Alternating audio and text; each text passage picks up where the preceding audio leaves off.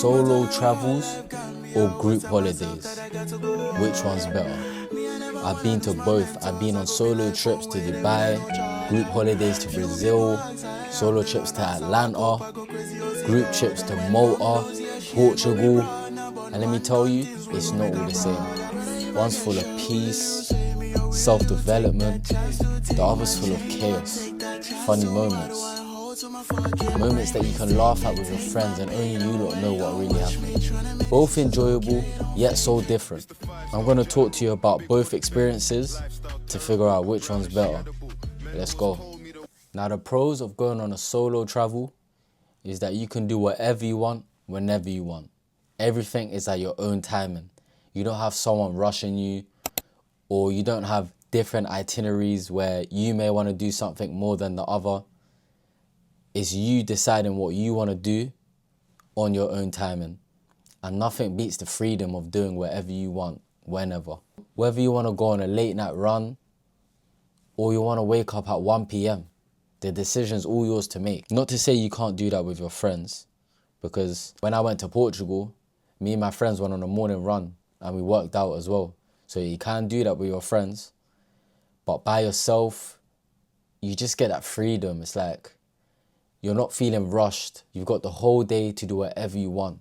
Another reason why I love solo trips so much is that it builds your self-confidence. You're able to come out of your comfort zone and talk to people. Because let's just say you choose not to do that, you can end up going on holiday and just secluding yourself from the world. And some people might want to do that. They might just want to just stay away from talking to anyone and just doing whatever they want by themselves. But for me, when I'm on holiday, I like to involve myself in other people's business. Like, not in a nosy way or anything, but I'll just go up to someone and say, hey, like, where you from, this and that. Find out what they're up to, what their holiday's been like. If it doesn't work the first time, keep trying, it's not embarrassing.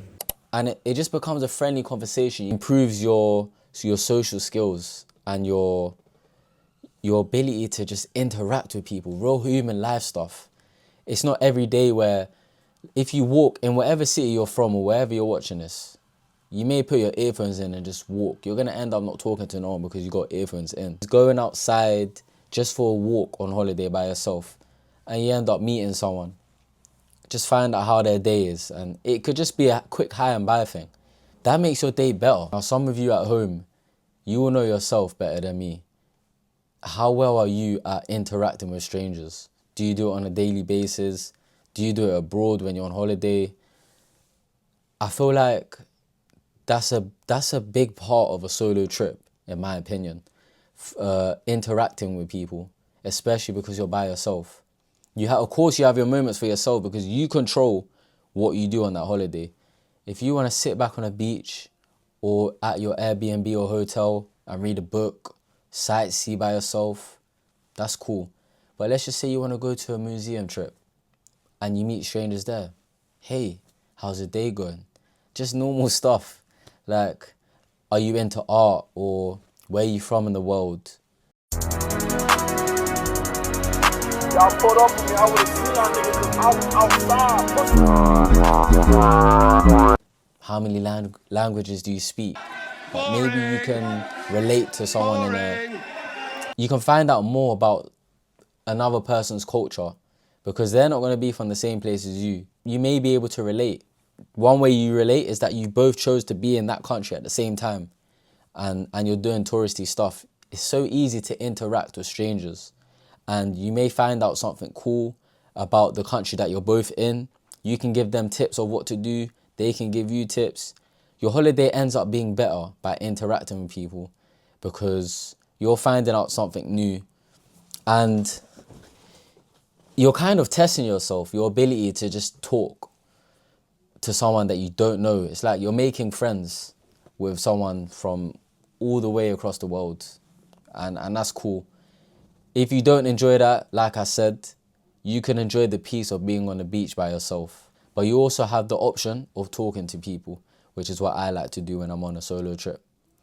A tip for if you do want to do that is try and book activities where you need more than one person to do it. So let's just say, for example, I'll use a real life example.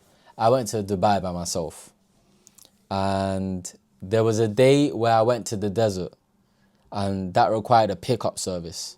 So during that time, we was all in a van, a transit van to get to the desert, and everyone in that car was talking to each other. I got to find out there was people from Morocco that went on. So we were all speaking English in that car, and we found out like what we do for a living, and it was a cool experience finding out what they do, why they're here. There was someone that wanted to find a job in Dubai, so they said they're going to stay there for a couple months until they try and find a job. These things are cool to do, and you can maybe end up networking with someone in your field or a field that you want to get into. People from all over the world doing so many different things, and you can find out. You may not be able to find out if you're with a group because you won't need to talk to strangers because you have someone to talk to already. So it kind of brings you out of your shell. So yeah, I went to the desert with them. They filmed videos for me. I filmed videos for them. And it was just a cool experience. Now, I also went Atlanta by myself. And something I never thought I would do was go to a concert by myself. I went to a Rod Wave concert, and that was a unique, weird and good experience. So yeah, going to a concert by myself was very strange. It wasn't more fun than going with friends, because just having that experience with people that you're friends with is a lot better, in my opinion. But it was cool. It was an experience I've never had before, and I wasn't shy of the occasion. Enjoyed the music. I was still screaming the lyrics.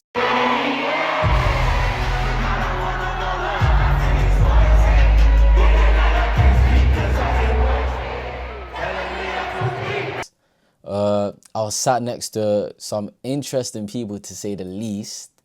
I think that might be a con. That's a con of a solo trip. Let me even do a story time on this. In America, I'm not too sure if this is legal or not. Allegedly, this happened if it's illegal. But I was sat next to someone, and he was rolling it up. And I was like, he must be smoking this after the concert. Music's playing now, and he's lit it up.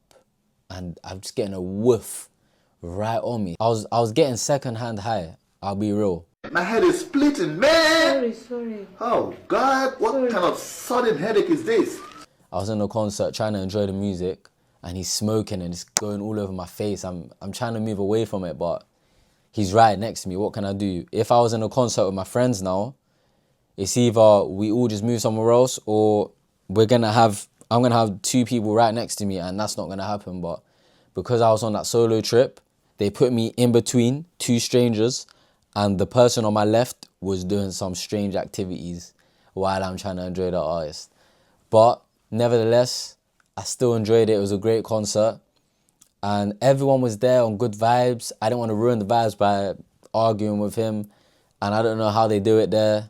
If it's illegal or legal, let me know. But I guess that's what they do in America at the concerts. I was just new to this. You learn something new every day. But yeah, that was a con side. Let me go back to the pro side of a solo trip. In Atlanta, a pro side. Let me think about this one. You see, when you're on a solo trip, so it either goes either way. You either just decide, I'm just going to chill the whole day because I can, and there's no one in my ears telling me, no, we've got to do this, that. But because I'm on a solo trip, I'm not going out at night. There's no need for me to go clubbing by myself or any sort of late night activity, especially in Atlanta. But there's no need for any of that, which means I wake up earlier.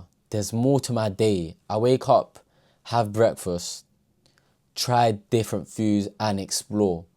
Now, if I was to go on a group trip, would I explore at 10 a.m.? Highly doubt it.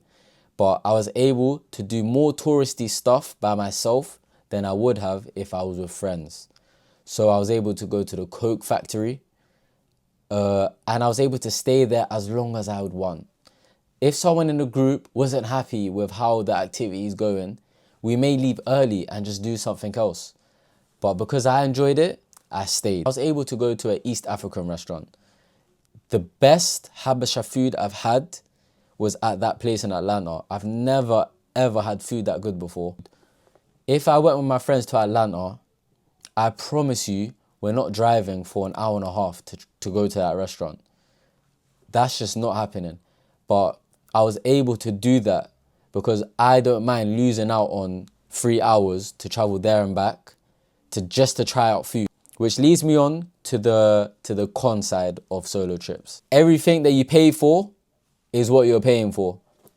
If you went on a group trip, that cab drive is getting split 4 ways minimum. When you're by yourself, you're paying for what you're paying for. And that might mean that you're gonna go cheaper on certain things. Every solo trip I've been on, I wanna say that the hotels have been good, the Airbnbs have been good. But I'll be honest with you, I went cheaper on the Atlanta hotel and it showed. It wasn't the cleanest place in the world. It was quite dirty.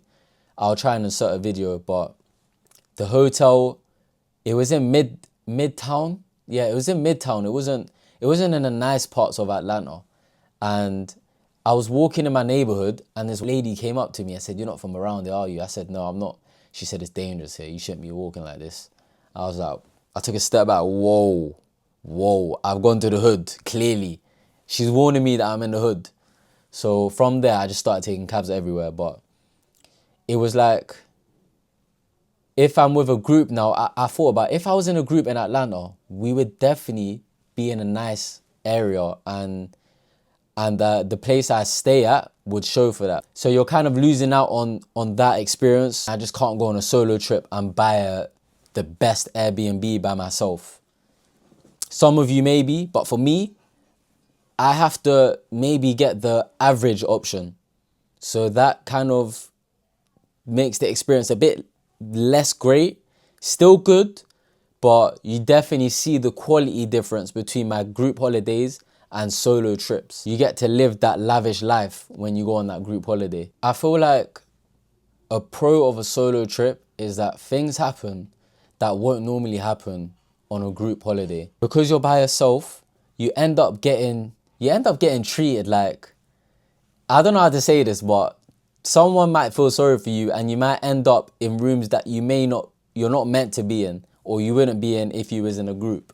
So for example, I went to the Burj Khalifa in Dubai and I got fast tracked. I got through a fast track and let me tell you, I skipped an hour and a half queue. So many people were queuing up. Somehow I was able to fast track it because I was by myself. Now imagine me not having a fast track ticket with 8 other people walking in with me. That's not happening. Not to say you should bump queues, but you may be able to do that by yourself. The downside of a solo trip, you don't get to record everything and you may miss out on getting certain videos or capturing moments that you may capture on a group holiday. For example, in Dubai now, I was playing football with, I wouldn't call them locals. So the actual residents in Dubai make up 15% of the population in Dubai. That's just a fun fact for you. So I wouldn't call them locals, but people living in Dubai, I was able to play football with a group of people and that wasn't recorded because there was no one there to record for me. And I don't know, I just felt like me bringing out my phone while playing football with everyone was a bit weird. Maybe I'm an overthinker, but I didn't capture that moment of me playing football with people with beautiful scenery. It was a nice moment, but it just didn't get captured. And that's all right, to be fair, because I lived that moment and it doesn't need to be recorded. But I think that it may be a downside for a lot of people. Something that a lot of people misconstrued about a solo trip is that there's no one to take photos for them. Of course there is. Everyone that's there is there to take photos for you. By yourself, there's literally photographers everywhere you walk. I'm talking about locals, tourists. You're by yourself. They're gonna feel sorry for you. Using a sympathy ask, I'm by myself, can you take a photo for me? You get free photography. That's a bonus of being on a solo trip. Moving on to group holidays, a pro that I already touched on was the places you stay at. You're gonna stay at the best villas, the best Airbnbs, because you're splitting the cost. It's not just you paying for it. But it's not only the villas, it's the food that you eat. It's the parties that you go to. Staying at a nice place, eating at the nice restaurants, that just makes the holiday better. I'm sorry, nothing beats staying at an amazing place. Starts the holiday so well, and you're there with your friends. Like, these are core memories that you're never gonna forget. And it reminds you why you work so hard. Just staying at a top place just reminds you why you work so hard. Eating the best steak, the best cod. This is what I'm working towards. It motivates you. And you get that at a decent rate because you're splitting the cost. Another bonus of a group holiday that a solo might not have is that you're always entertained. There's going to be something funny happening to someone. Someone's going to have a story. Someone's going to get up to something. It may be you. You might be the person that I'm talking about here. Something might happen to you and everyone's just there listening to the debrief. We like to call it a debrief on a holiday. So after a night out or after an activity, everyone will come together and just talk about what happened. Honestly, that's literally, in a group holiday, the debrief is one of my highlights. Now, the con for group holiday, arguments may happen. An argument may happen and has happened on my holidays, but we instantly bless it. And that's why I like my group. But for some of you, be wary. If you've never been on holiday with certain people, you may see that they're starting to act differently. So make sure you go with more than one person. Because if that person acts weird with you and you have to leave that situation, you're going to end up on holiday by yourself or with someone that you just don't want to talk to, and that's not really a comfortable experience. You know what? I'll tell you a story about Brazil. So me and my friend had an argument with a dodgy tour guide, a real dodgy tour guide from Brazil. So we was going to Christ the Redeemer. We took a motorbike to a meet-up point where you meet up, you take a train up to the highest point. Okay, sorry about that, my camera died. So me and my friend get to the train station and we meet a guy that has a bus transit service. He's saying he can drive us up there for the same price of a train ticket, 40 minutes. No need to wait for a 3-hour train, just take a bus. So he's got a bus, fits 20 people. But the only thing is, we're streetwise. Why would a train that's just for tourists to go up and see Christ the Redeemer come every 3 hours? We put 2 and 2 together. He's lying to us so that we can pay for his bus service. So we go to the train station. So he's met us at the entrance of the train station. We say, you know what? We're going to just look at the train, look at the information. So we've gone to the train station. The train comes every 20 minutes. The train comes every 20 minutes, but he told us it comes every 3 hours. He nearly got us. So we go and buy our train tickets. And we're waiting for 3 other friends to come. But then me and my friend see him doing it to a gullible tourist. We just see the person nodding like this, like, yeah. And they're saying, okay. And we're like, nah, we can't let them get scammed. So my friend says, don't listen to this guy. He's a scammer. Go get a train ticket. It comes every 20 minutes. He looked at us with disgust. At that point, I knew he was in danger. He walked away. But when someone walks away from a situation, it's never peaceful. He's not being the bigger man. You can see the anger in his eyes. So he's gone over to get his friends. 5 people right in front of us. They come up to us and said, I don't want to swear on camera, you lots. But he's like, what the are you doing? You can't do it. You ruin my business. This is a bad Brazilian accent. In a Brazilian accent, he's getting mad at us. He's saying, you can't just do that. You're in my country. Do you know what you're doing? He's saying that he runs the town and we're ruining his business. And then my friend goes like that to him. Goes like that out of nowhere. Because the guy's flicking his finger at us. So he's doing that. My friend's doing this. Now they want to fight us. They're going like that. My friend's not backed away. Now he's gotten us into an argument that I can't get out of. I'm backing my friend to the end. You feel me? So they're coming to us now. We've doubled back. My friend's a giant. He's 6'5" or something. So a giant is going towards them. Now they don't want to fight us. Now he's saying, let's go around the corner. I got a gun. I'll shoot you. Hold on a minute now. I said I'll back you. But I can't fight a bullet, you feel me? I'm not willing to die for you, my friend. I still got a life back home. I can't just get involved in your arguments. Now I'm not even involved in the situation. I'll take the bus if I have to, if I'm not getting shot. My friend's doubled back. He said, take it out then. Take it out. That is a bad one. There's two of us in this situation. It's not just you. This is why I want to go on a solo trip sometimes. You're putting me in a situation where I might get shot. I'm not involved in this. I'm trying to de-escalate it now. I'm saying, no, we're sorry. My friend's still going like that. Yeah, calm, what? There's literally, that might be a downside to some people enjoy the thrill. Me, I want to live to see tomorrow. That was a con side of the holiday. Why am I getting threatened to get shot in Brazil? Anything can happen over there. Yeah, luckily, I don't know who my friend let them go. They let my friend go. But somehow we de-escalated the situation. The tourists that we helped ended up getting on the train. And we left that situation. But that was a dodgy bus tour guide experience where they low-key nearly shot us. I thought I may get shot here. Life was in danger, and all because we was getting rowdy with, well, I wouldn't say I was getting rowdy, but all because my friend was getting rowdy. So that might be seen as a downside. That's definitely a con of a group holiday.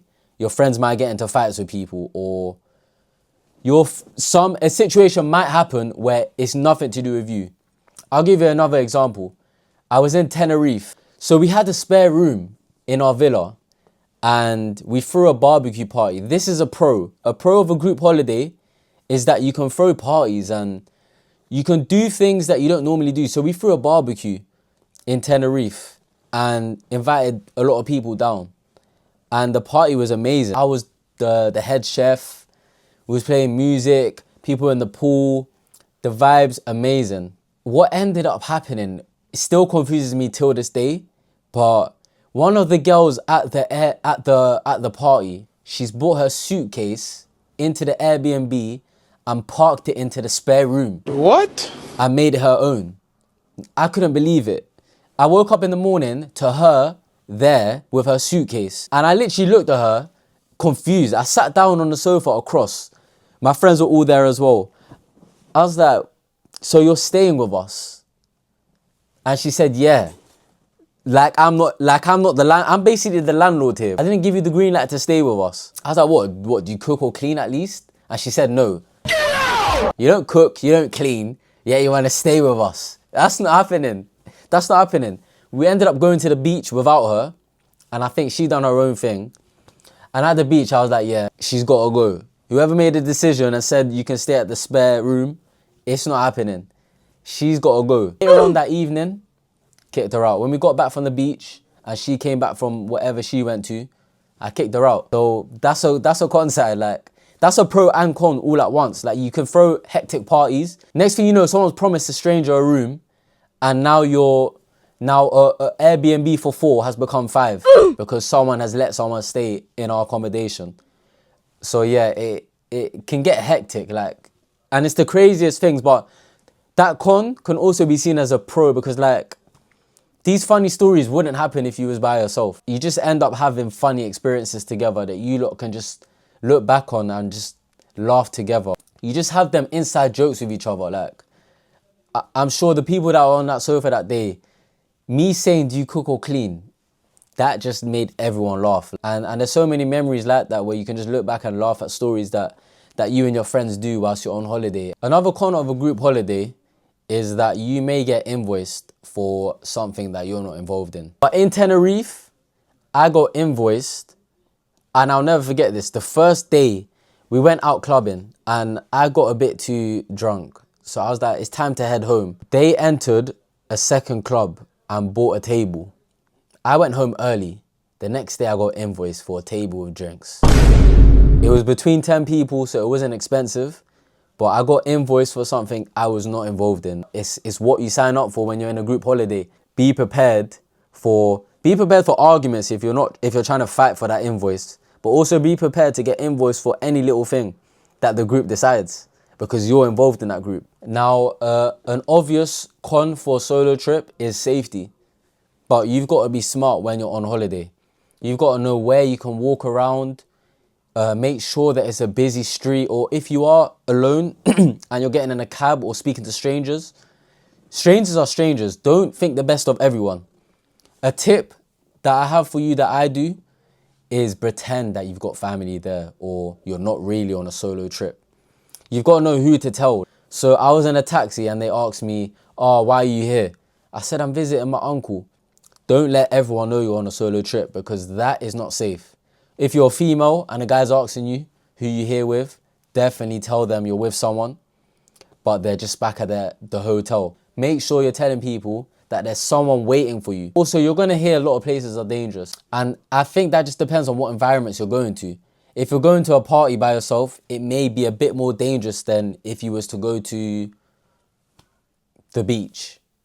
The beach, like, how unsafe is the beach if you really think about it? Or I went to a place, what was it? A flower garden. The Miracle Garden in Dubai.